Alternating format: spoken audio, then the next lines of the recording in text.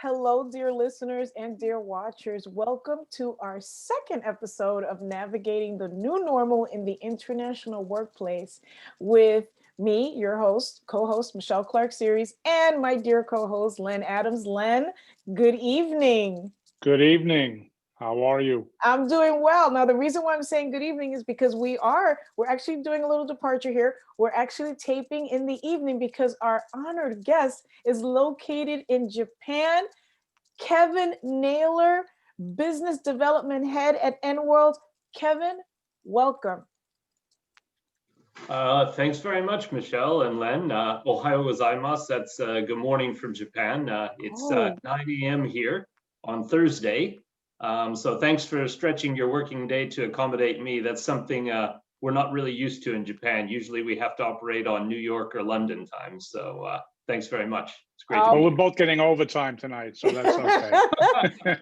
Yes, Kevin. And thank you so much for joining us. This is fantastic. I just want to clarify, you are Vice President of Business Development at N-World.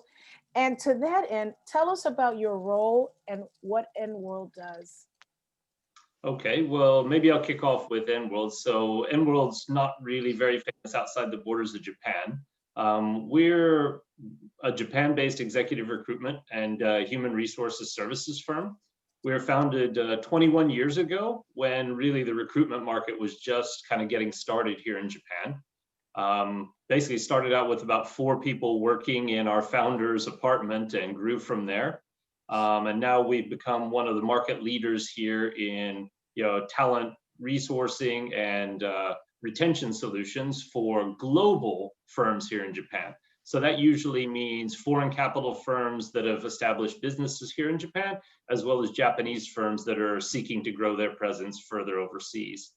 We were acquired in 2010 by a listed Japanese company named N-Japan that's the leader here in the domestic market and focuses a lot on job boards and also other tech-related HR solutions.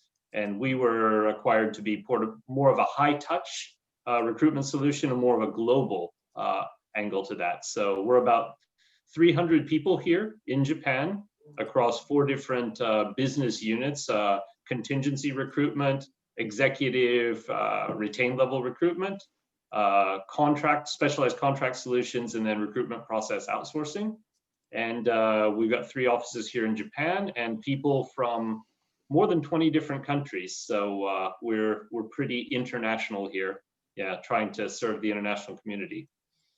Myself, I've been with the company for over 15 years. I started out just as a recruiter on the ground, trying to help accountants and finance people find jobs. And in the 15 years I've been doing this, I've done a little bit of everything in the company. And just in October, I started a new role as head of business development, looking to create synergy across our across all of our businesses, as well as to bring that a little bit more broadly, which is kind of what brought me here today. We are part of the Alliance partnership with Future Manager Alliance. I think your first session was with the Honorable Mr. Salvatore Corradi. And so that's how I got introduced to this. So I'm happy to be talking with you today. Originally, as well, I'm from the US. I've been in Japan for nearly 24 years. Wow. That's fantastic. That's fantastic. Sorry, that's a lot.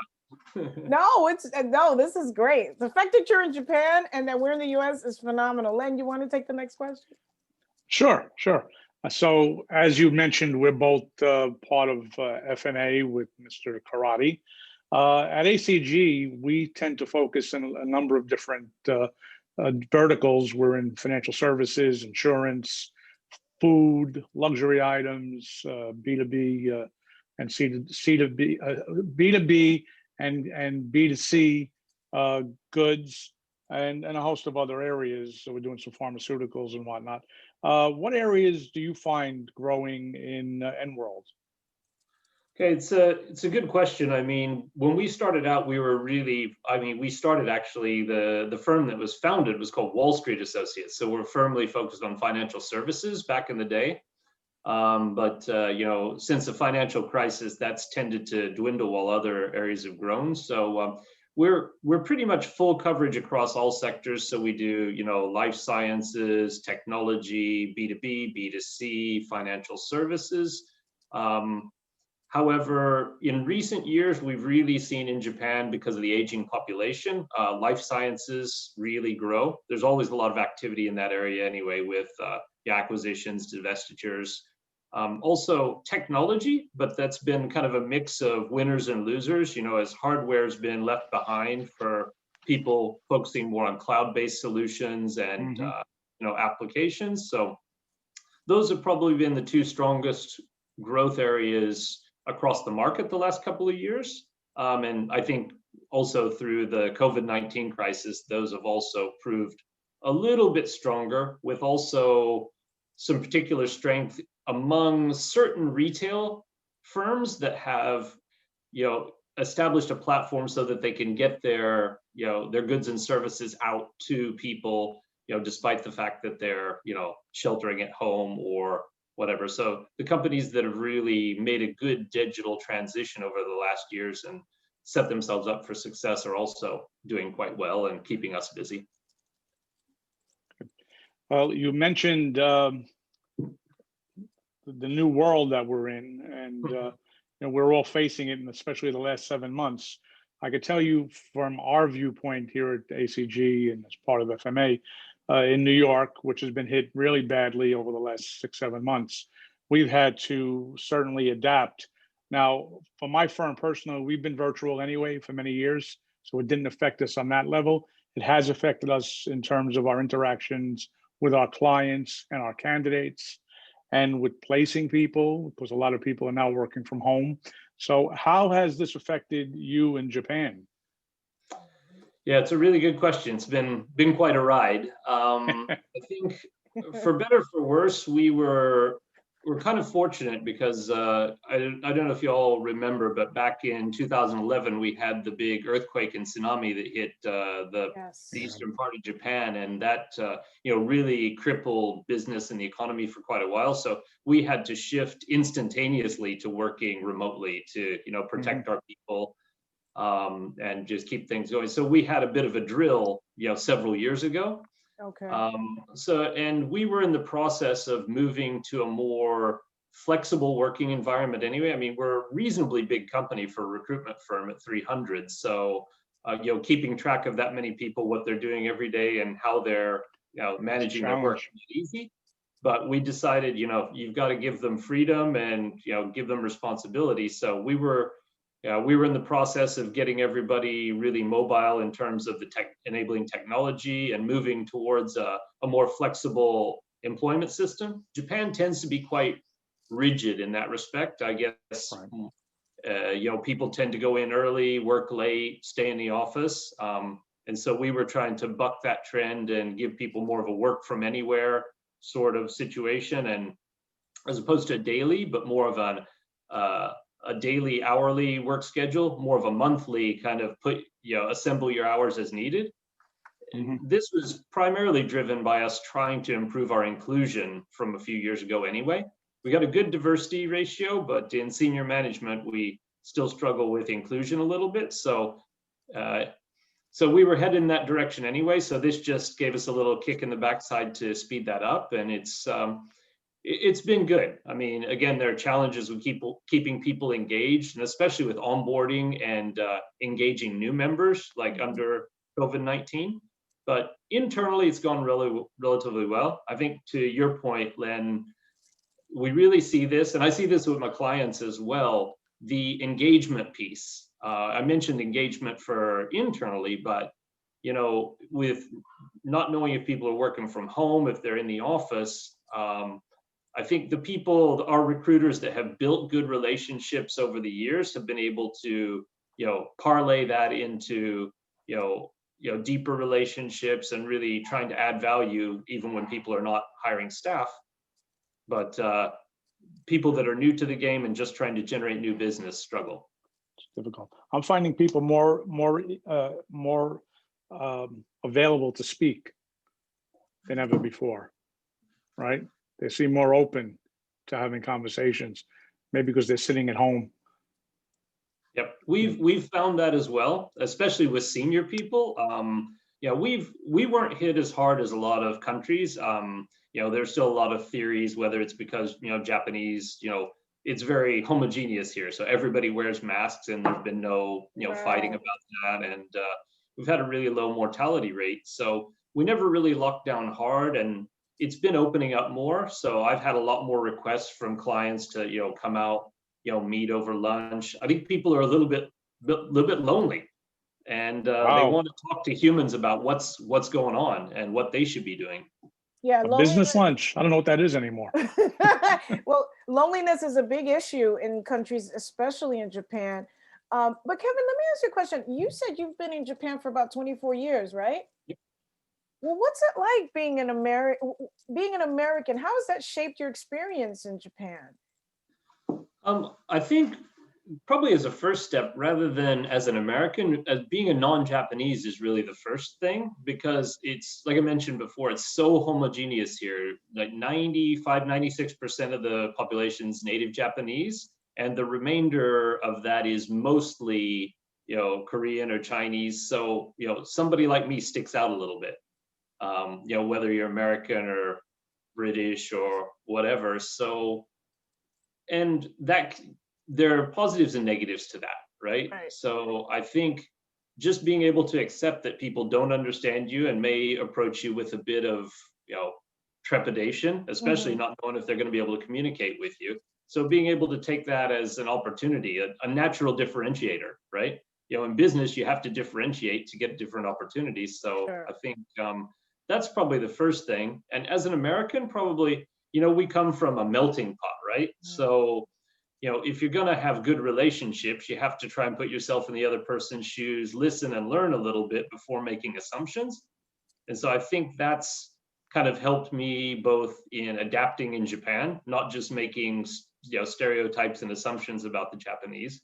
And it's also helped me in my business. So I think more as an American, as I've been here a longer time, I've gotten involved in the American Chamber of Commerce in Japan. Okay. So we're very active about promoting networking, community advocacy here for the foreign business community, and trying to bring the positive American values that we can to share with our hosts here in Japan, and create better business and better relationships that way.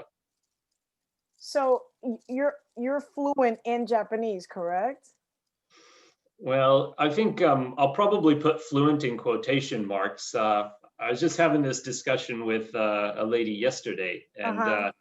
yeah, even the best non-native speakers of Japanese, it's just almost impossible to ever get there. But Right. yeah, I get by pretty well. So I had to report to the president of our parent company, who's was our chairman for about 6 months directly, and he speaks hardly a lick of English. So yeah, I get by pretty well. I don't have to use it in business that much, but Uh-huh. just kind of going back to building bridges, for the Japanese, if you try a little bit and understand a little bit, it goes a long way, because they study English for like 7 years. They just, it's like an engineer that learns how to design the perfect bicycle, but then never really gets a chance to ride it. Oh, right. So, So, so you speak and write it and read it. well, I mean, nobody writes anything anymore, right? They just type it and text it. So, yeah, I speak a lot better than I write, just because I've learned a lot through absorption here. But so, yeah, reading a contractual document or a difficult newspaper is a bit of a challenge for me, but I can get by. Wow. Wow, that's amazing. So let's talk about N-World and N-World's relationship with its clients in this case, right? The foreign companies that are establishing themselves in Japan. How has N-World helped these companies adapt appropriately, right?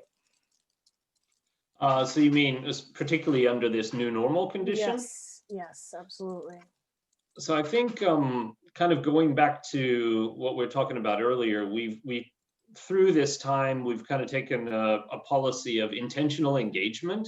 Right. So there are a lot of companies that their first, you know, the first thing they need to deal with is crisis management, not hiring new staff. And a lot of them, especially since their top line's been cut, they have to look at costs so they can keep the boat afloat. So first thing they don't want to hear is somebody calling up and say, hi, do you want to pay me a pretty big fee to hire some new staff? When really they probably have to decide who they can keep and not. Right. So we've been spending a lot of time just trying to bring, two people that are isolated, kind of to what Len was speaking about earlier, trying to bring them information from the market. Okay, what are other people doing? How are they adapting to the new normal? Okay, what are the movements in the labor market like? As time shifts, people get used to it, and we're slowly seeing more hiring happening. And we've been, especially over the last 4 or 5 years, this also referenced the aging population situation, in a huge talent deficit here in Japan. And it's been really, really tough for a lot of firms to recruit the people they need. Wow. So they're not in a situation where they can recruit really aggressively right now. But when this turns back on, they also don't want to be kind of behind the 8 ball and trying to catch up. So just sharing a lot of information, trying to understand what their needs are, and being ready to be there for when they're, when they need to move business forward and start to recruit talent. How about the pay gap? There's a pay gap between men and women. How does N-World deal with these issues that happen internally in the country? How do you maneuver yourself? Well, I think in reference, I mentioned earlier about us kind of taking on the challenge of our inclusion situation. So, I feel like before we can, be too assertive with our clients, we have to get our own house in order. So, so I think part of that's been a real focus. Again, we've always had a really good balance of male-female employment, but retaining talented female staff and getting them to that management level, especially when, and this happens everywhere in the world, the decision to have a family starts to become a challenge. So, moving to a more flexible system so that they can, retain that value-added job as a consultant and salesperson, and then potentially a manager in the future, as opposed to having to opt for, a less challenging job, has been the main thing we've been trying to do here. Then shifting that to the external market and our clients, Japan has a higher female participation rate in the workforce than even the US does. However, what's hiding behind those figures is that a lot of these women have to make a choice when they have a family to, step out of the workforce for a while. And then when they get back in, largely they end up in kind of, I guess, underemployed is the best term, working part-time jobs for minimum type wage in the service sector. And that's kind of covered over. So, really what we tried to do, especially through our contract staffing arm, is to get these ladies opportunities to get back into career track jobs in the workforce, so that they can compete for those higher paying jobs. And then again, just sharing information about best practices. There are a lot of US companies operating here that they're not allowed to discriminate, and they need to be pushing for more women in senior positions and more women in the boardroom. But the pushes from overseas, it takes longer for those things to take root here in Japan. The speed of change is always slow, so really it's talking people through that and helping them understand the benefits. We put on seminars sometimes along with our clients, talking about their diversity and inclusion challenges, and how they're working to solve them. So really trying to keep that dialogue open, sharing information, and helping people understand why it's good for their companies to get more women into leadership positions, and not just doing it to hit a number or something like that. Sure. I would imagine, as an American, you may have heard, we have a small news story that's been going on here in the US. There's been an election, in case you haven't heard about it. I hadn't noticed that. I hadn't noticed it. Yeah, we were, I had a few calls yesterday. I was working from home like I am today, and with a few fellow Americans over here. And I think the concentration factor was a little bit low yesterday. Oh, I'm grateful for the end of the political commercials now, at least for a while. But I was going to ask you how you thought the results would be affecting your clients, but we don't have any yet. But given it goes one way or the other, what do you see after we finally get a result on either side? Yeah, well, I think honestly speaking, like I mentioned, things change slowly here. So yeah, the government will definitely be on a wait and see sort of mode. And I think corporations, especially large Japanese corporations that comprise the bulk of the market, will be the same. I think the biggest danger is kind of that protracted and messy, contended election situation. And that's not just for Japan, that'll be for the rest of the world as it starts to mess with stock markets and companies' abilities to just look forward to something predictable and then adjust their business accordingly. So I think we've had to deal with too much uncertainty with when's COVID going to end, how's it going to end. So this just adds insult to injury. So the biggest thing I'm hoping for is just whoever ends up losing can accept that graciously and get on with some kind of a healing and a bridge building process. So the whole world can get on with it, because the world sets its watch by the U.S. So the more mess that we've got back at home, the more that affects everybody economically and emotionally and everything else. So that's kind of what I can see anyway. So hopefully we'll get it settled pretty quickly and we can move forward. Yeah, Yes, hopefully, agreed. for sure. I think so. I mean, we're doing well on time. So I thought I'd ask a question in terms of what are you telling your clients, your job applicants, on the best steps to take when interviewing? What is Enroll suggesting to applicants? It's a really good question. I think it's still probably 80%, probably 90% of the people that we find jobs for are native Japanese speakers who are bilingual and bicultural. It's still, again, Japan struggles to, well, part of its immigration. There's been a lot of immigration reform in the last few years, but still there's not a huge pipeline of foreign white collar workers coming into the country because the language is still a barrier. So again, we're still dealing primarily with bilingual, bicultural Japanese looking for jobs at foreign companies or Japanese companies looking for bilingual talent. So, the biggest thing is getting them to take kind of a conscious approach, not just a defensive approach to the interview. Say, look, this interview is not just to get a job, but this interview is for you to understand if that's going to be a good fit for you and a good match for your career. So, like, one of the simplest things I tell my people is to, make a list of 10, 15, 20 questions that you need to have resolved in that interview to know if you want to move on to that next step.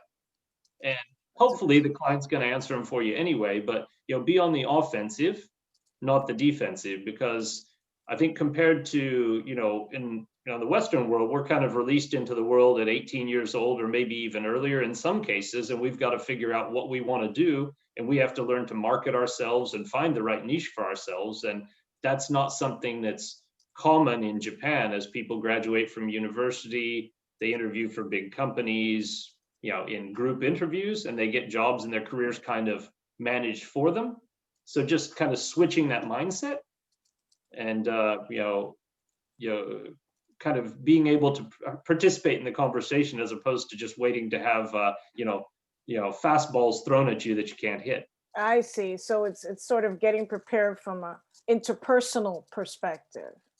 Yeah, more so. I mean, I think on a skills basis, that's not something that you can lick in an interview. That's a longer term situation. And we do have, it's not only a demographic issue with not enough people here, but there's definitely a skill gap that we're working through. I think the Japanese Ministry of Labor reported even just a couple of years ago that we were minus about 150,000 IT engineers in Japan that we need to really keep up with the world. But the the universities aren't really producing this talent in volume coming out of university, because traditionally people move into Japanese companies and get their education on the job. And Japanese companies in large part have not been on the cutting edge of that technology that's being driven out of Silicon Valley.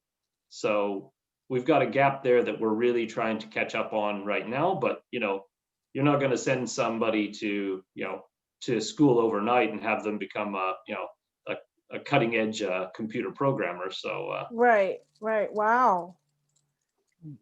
That's interesting. It is very interesting. Yeah, I didn't know that. Well, the fact that there's so many people here looking for jobs particularly in tech, right? That just gets Maybe my we can mind. export them.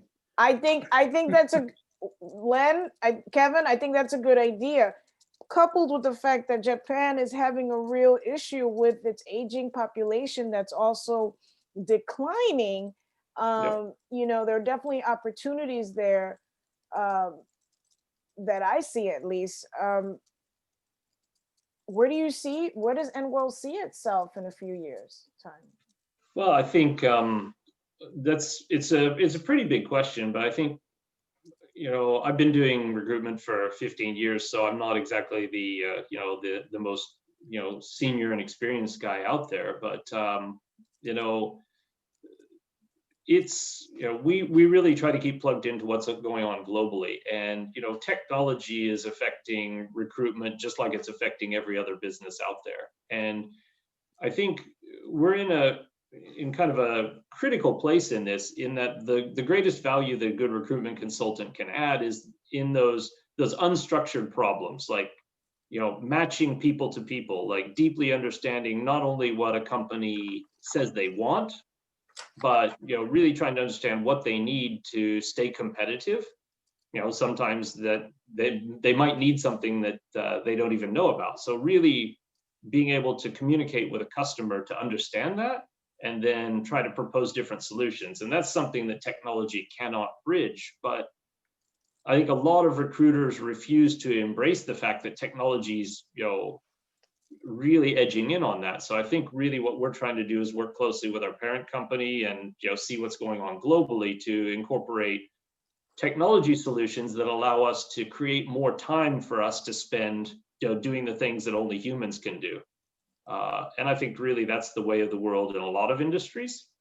So we'll do that. And then, we're focused primarily in Japan. We do have offices in India, Thailand, and Vietnam. But leveraging also this relationship with Future Manager Alliance to, start to, try to export our particular brand of recruitment overseas. So the focus more on the long-term result of introducing people to companies and to new careers, as opposed to just placing people in. So we have a theme that runs through our group. It's called, in Japanese, Nyushigo Katsuyaku. It translates loosely to success after joining, but that's really clunky in English. So we just say enabling success. So really what we're looking to do is make matches and then even add some value through services after we place people to make sure that they stick and that they do well and that they add value for their company.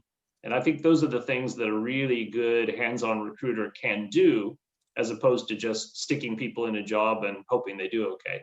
So we really want to stick to those traditional values, but use technology to be able to do it better and more efficiently. I see. So being traditionally modern. I guess something like that. So there you go. Well, this is fantastic. Len, when was the last time you went to Japan? Never. Never been there. Maybe one day when COVID's over and we can get on a plane again. Yes. Yeah, no kidding. That's something that we're all waiting for. But yes, for sure. Absolutely. I think one of the great things about this, though, is as people adjust to this new normal, it's the barrier to just giving somebody a call by video on the other side of the world and doing something like a podcast like this on the other side. I think that barrier is a little bit lower. So, yes. it's not yeah, it's not a substitute for a good old fashioned business lunch or, going out for a beer together or something like that. But, you got to take what's been dealt and try to make the best of it. So I'm really pleased to have this opportunity to speak on the podcast and get to know you guys this way. Absolutely. Next week would traditionally be our FMA global meeting in Milan, which unfortunately is not happening this year. So that's one of the downfalls to COVID. One of the many downfalls to COVID. Yeah. I can imagine. Yeah. Kevin, my family and I, we actually love Japanese food. So my question just came to mind. What is your favorite Japanese meal? Oh, that's a tough one. But I mean, everybody, the default answer is sushi. And until you've had sushi in Japan, especially here in Tokyo, I mean, it doesn't even compare. Like I can Wow. hardly eat it when I go to the States because it's just so fresh here. I can imagine.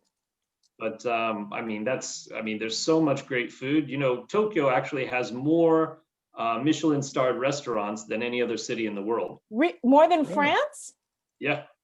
I did not know that. I didn't know that. Yeah, Tokyo's one is probably the best city in the world to eat in. So, and that's not only Japanese food. You can have top level, French, Italian, anything. So we're really, really blessed here. Although under the current circumstances, you sometimes you have to get it delivered instead of going out for it. But so yeah, I guess I have to go back and say probably really good. They say otoro sushi, which is like the really fatty tuna belly that's almost like eating steak. So. Oh, nice. Oh my goodness, I'm getting hungry just talking about it. Kevin, thank you so much for taking the time out of your busy schedule in the future, because technically it's tomorrow over there. Yeah, you guys are in the past. Did you get any results? I haven't seen anything that you haven't seen yet. Okay. I don't think so. I thought maybe you have something. If I get that, or if I get any of the results on Thursday Night Football or something, I'll send them over to you. But please. I thought maybe you could tell us who won the election. I think we're going to need a farther futurometer on that than just 1 or 2 days. So time machine, maybe. Well, you know what, Kevin? Judging by your window, I'm going to say the future is bright. So we got to make it that way. So we got to make it bright. Well, this is such a pleasure. Thank you for taking the time out, Kevin. Len, thank you for being such a gracious co-host. It's such a pleasure. My pleasure. I look forward to meeting you in person, Kevin. I hope so. Let's just hope and pray we can get through this COVID thing so we can keep the airlines busy and do some face-to-face catch-ups at some point as well. I really appreciate you taking the time and hosting me here. So thanks very much. It's my pleasure. Don't go just yet. I'm going to stop recording. Thank you, dear listeners. Thank you, dear viewers, for another episode of Navigating the New Normal in the International Workplace. Next episode, we're headed to Germany, right? Yes. Perfect. Jawohl. Okay, 1 second, Kevin. Don't move.